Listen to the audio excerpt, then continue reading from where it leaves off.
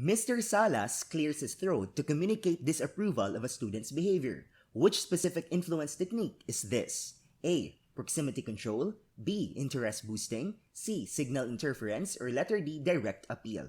And the correct answer for this item is letter C. Signal interference.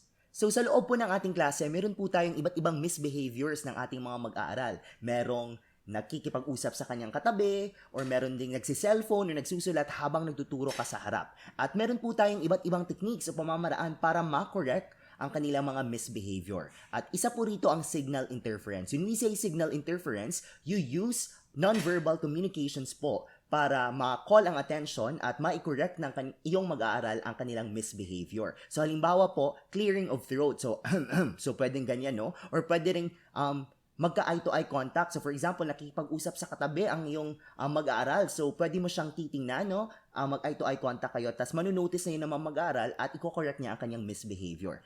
Ang kabaligtaran naman po nito ay direct appeal, making a straightforward and explicit request or plea for action or cooperation. Ito po yung direkta mong tatawagin or pupunain, no? Kasi minsan disruptive na rin ang kanyang misbehavior, nakaka-influence na sa kanyang mga kaklase. So direct appeal, directly more straightforward mong tatawagin. Meron din naman po tayong tinatawag na proximity control, managing physical closeness to influence or guide the behavior. So instead na direct appeal, pwede mong lapitan ng kaunti, tapos pag lalapit ka ng kaunti, mafe-feel ng mga mag-aral na malapit ka na. So minsan, i-correct na nila ang kanilang misbehavior. So hihinto na sila sa pakikipag-usap or sa paggamit ng kanilang cellphone. And the last one, interest boosting. Hindi ito necessarily related sa pag-correct ng misbehavior, pero ginagamit ito para maging effective ang iyong pagtuturo, enhancing engagement and attention through strategies that heighten curiosity or fascination. So you capitalize on the interest of your students. So halimbawa, mahilig pala ang iyong mag-aaral sa pagkanta. So you use songs or music sa iyong pagtuturo para maging